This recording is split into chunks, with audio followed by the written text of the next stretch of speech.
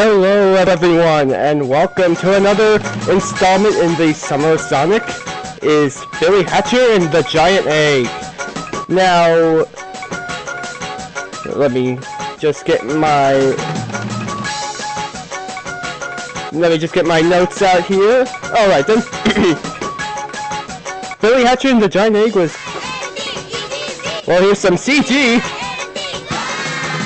But...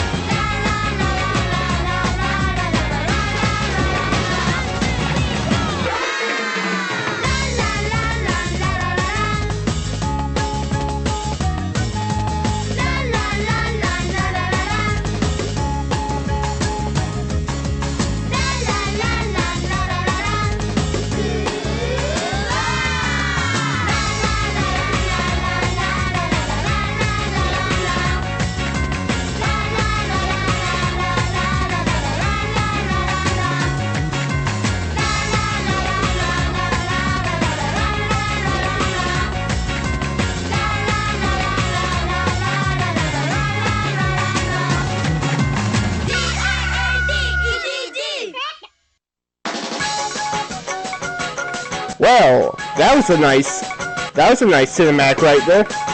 But anyway,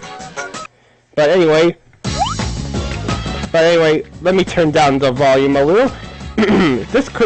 This game was created and developed by Sonic Team, published by Sega in 2003, exclusively for the Nintendo GameCube. In 2006, it was then ported to Microsoft Windows and Mac OS X, and released exclusively in Europe for Microsoft Windows and OS X in 2006. Whereas for the Nintendo GameCube, it was released in North America, Japan, Europe, and Australasia. I'm looking at the Wikipedia page. While each region was released a few days, or North America got September 23rd, Japan got October 9th, Europe got October 31st, and Australasia, it doesn't list a exact month or day of that year, but it just says 2003. This game was apparently built on the Sonic Adventure 2 engine, and what's more is that even though this game is... Let me put it this way. Even though Sonic Team is primarily known for... create a slot. Even though this game is primarily known for... Even though the developers are known for primarily developing Sonic games, they've also developed a few other games, but generally would be for Sega in some way, shape, or form. This would be one of them. Let me just check something.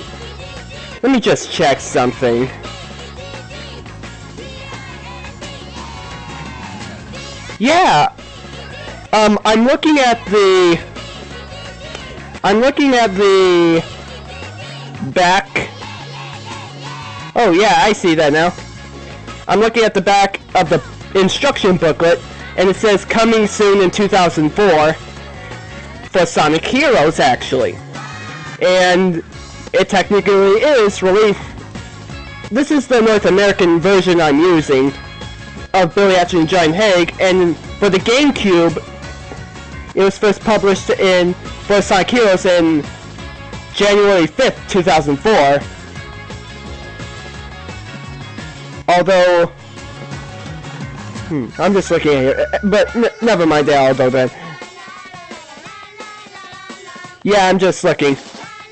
So yeah, it matches up with 2004, although rather close to 2003. I mean, Japan generally got the earliest GameCube, PlayStation, and Xbox releases for Sonic Heroes, although the latest for the Microsoft Windows one. But anyway, But anyway, what is this game about? Well, let me go into and read the story of the prologue. Morningland is a peaceful realm inhabited by chickens. One day, a terrible fate befell the land. Black crows, empowered by a mysterious magic, appeared as ferocious monsters bent on keeping the world in eternal night. The chicken elders, whose voices bring dawn each day, were captured and sealed within golden eggs. Without their morning cries, the world will remain engulfed in darkness, and human hearts will be consumed by evil. Now, only young Billy Hatcher and his friends from the human world can defeat the crows, release the elders, and return morning to the world. That's what it says in the manual, and here's also the character selection. Billy Hatcher. Billy is an inquisitive boy from the human world. With the courage bestowed upon him by the chicken lords, he dons the legendary rooster suit and embarks on a grand adventure to save Morningland from eternal night. Next, Rolly Roll. Rolly is a lighthearted and carefree girl. She often tries to help others when in trouble, but she can be a little scatterbrained. Next is Chick Poacher. You probably guessed that each of their names are a pun of sorts on eggs in some way or shape or form. Chick may look small, but his spirit is strong, giving him a misplaced air of superiority. He has a tendency to act before thinking, which always makes his friends a little nervous. And Bantam Scrambled. Bantam is a gentle giant and only uses his strength to look after his friends. Despite his rough outward appearance, he adores cuteness but hates injustice. The baby chicks. Residents of Morningland approach the baby chicks for assistance and advice as you progress through the game. Chicken elders.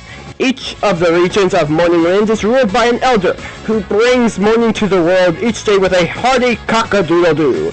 The crows, however, have captured the elders and sealed them within golden eggs. Crows. Through some strange power, the crows have taken the form of ferocious monsters and plan to engulf the world in eternal night. So that's about all the characters in the game and pretty much the story of the game. Primarily, that's as well. To say one thing, the story of this game isn't the most engrossing. In fact, for a 6th generation game title, it's rather bare bones, because you're gonna see if in my opinion it's rather a bare bones in terms of story, because you're gonna see there's not much to story in this game, but just looking through the manual, oh yeah, and apparently on the cover of the game it says, from the creator of Sonic the Hedgehog. And one of the producers for this game, of course, was Yuji Naka. I guess they were hoping that would be some sort of big selling point for the game, but ultimately this game was a commercial failure, rather. So that's kind of a shame, really, because, well, I don't know, I just hate it when some things don't turn out. I mean, the game wasn't the most critically acclaimed in the world, but it was kind of like mixed to positive. It was a generally fairly well-received game. It wasn't hated in any way. It was kind of like,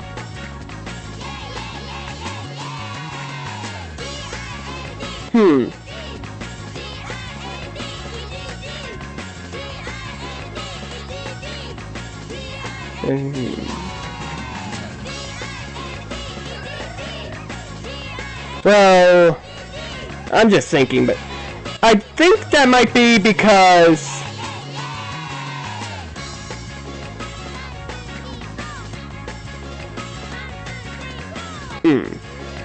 whatever the case may be, but if I had to compare this game to another Nintendo GameCube game, it would likely be Super Mario Sunshine, actually, in certain aspects, in my opinion. But Maybe that'll change, maybe that won't if when going through this game, but anyway, that's it. That's probably it for this recording session, and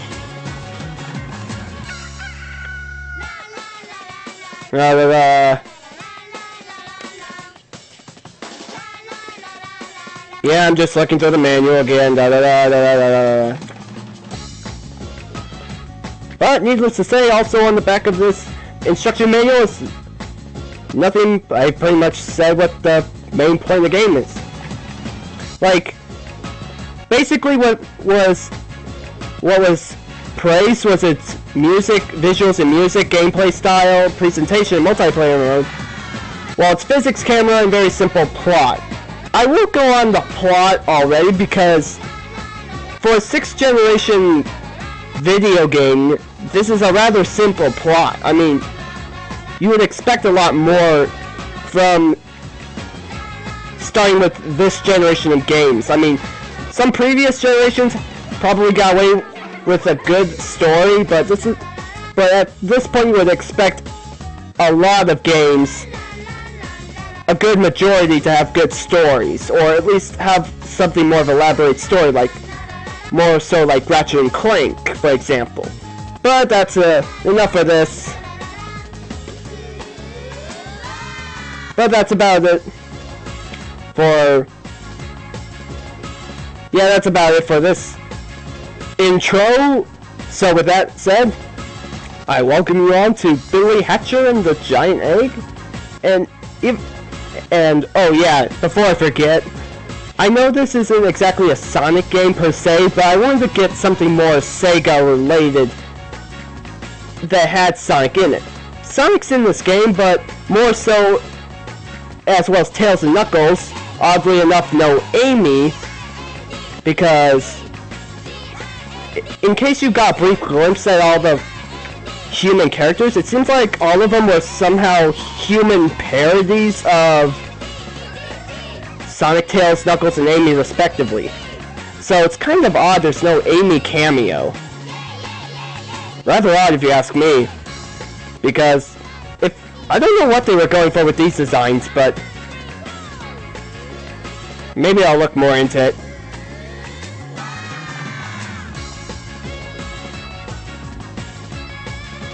I'm just looking at it.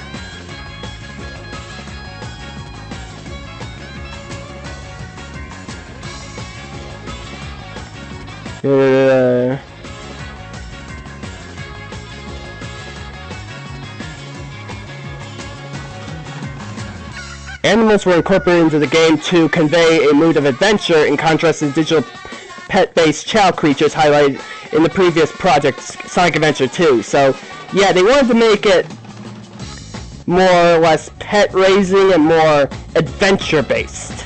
Because, honestly, I was not exactly too... I mean, the child thing was alright, but all things considered, I would have kind of No, the GameCube was chosen for development over the competing PlayStation 3 and Xbox because of its wide audience that Naka felt would appreciate such a family-friendly game. The game uses an engine called that Naka called an evolution of the Sonic Adventure 2 engine. The game is